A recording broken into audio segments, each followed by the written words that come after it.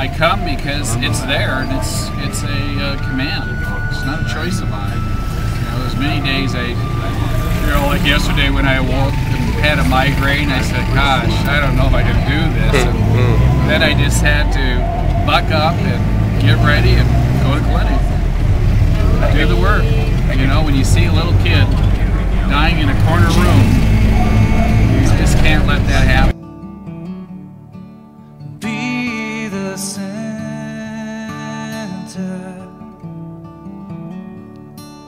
be my source, be my light, Jesus. Reasons. Yesterday was a different day altogether. It was very hot inside and outside. We had a lot of classes to give away, but we did not have a lot of time because we started late. At 4:30 it was shutdown time, and when I had to shut the doors and just serve those who were inside, the people outside were very disappointed in not being able to get classes. That there's always some people that you can't serve. How many trips has it been for? This is my third to Cameroon.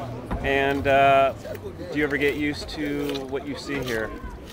Not really. I mean, the people are wonderful, but to me, it's the lack of hope and the fear that you see that only Jesus Christ can fill. So that's our mission to come here.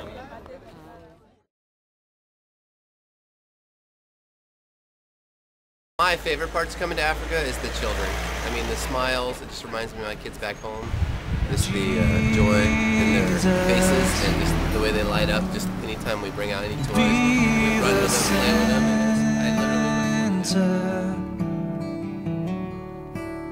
Be my hope, be my song, Jesus.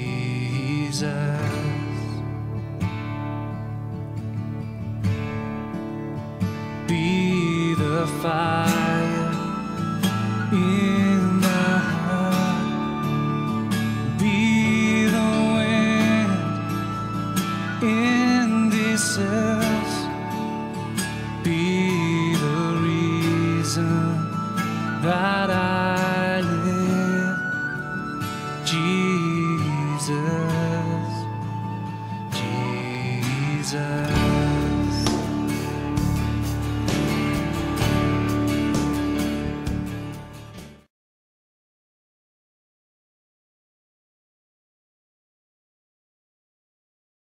Well, I think when I came the first time, I was just really trying to take in the environment, and this time I'm trying to think about a connection with Jesus and what that means for me.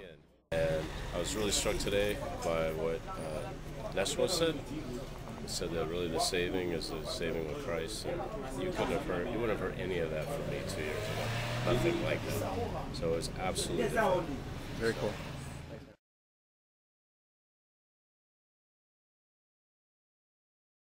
Hope in Christ Jesus to my person and the people.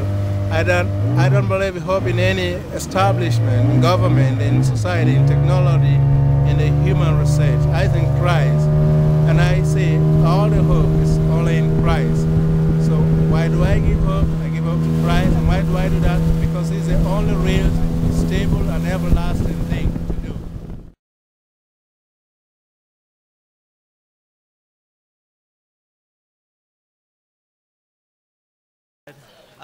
I just pray that we're able to treat as many as possible in one day, because I know we're only here for one day, and there's so many people that always need help. And most importantly, we just pray that even after we leave, that the power of God is in this village as far as healing.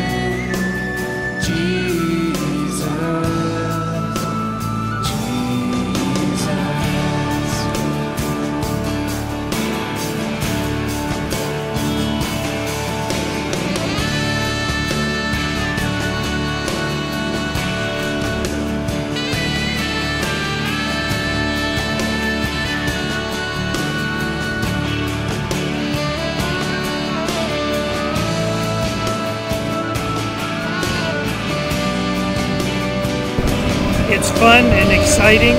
It's something much different than medicine. And here's the live jacket. Here I am in pink and yellow.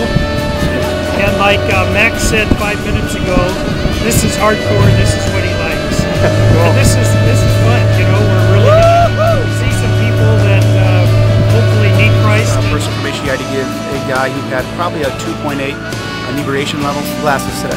That guy over here, now he's going to drink and drive.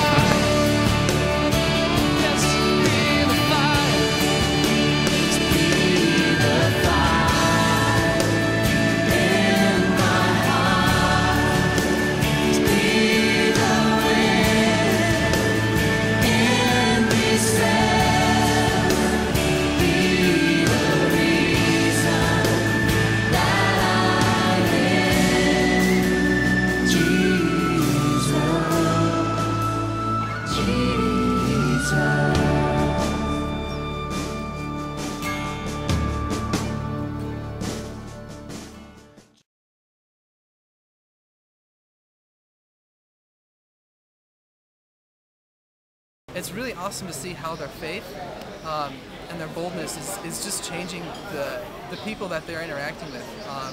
I mean, the government's recognizing the work that they're doing, and it's just, this is what it means to have Christ just indwelling in the people and the power of Christ just transforming their communities. Thanks.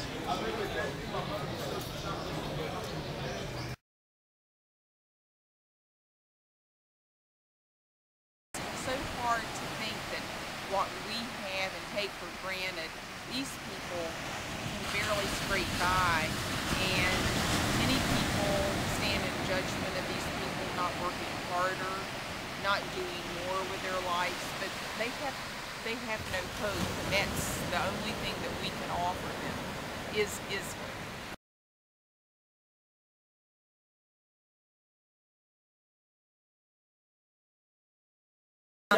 He had a nerve problem where the eye would go back and forth, and then he had congenital cataracts. And the mother, while she was pregnant with the child, she had gone to the witch doctor. She had had a dream about a woman giving her some type of a leaf to put on her eyes while she was pregnant with Michael, is the child's name. And she did as the dream gave her instructions. And later on she found out, when she saw pictures, that person in the dream was a grandmother she had never met. I told her right there, I said, then you need to renounce that witchcraft. And she said, I already have. I said, no, you weren't ready, now you're ready. And so she renounced it, and the church began to pray for him. The next day, his eyes were still. He still had the cataracts, but he could see, you know, he could see out and forward, just couldn't see the circles. And he would wave his hand in front of his face, and he would laugh. Now, well, he's about 8, and he's a totally normal, running, playing football, whatever child.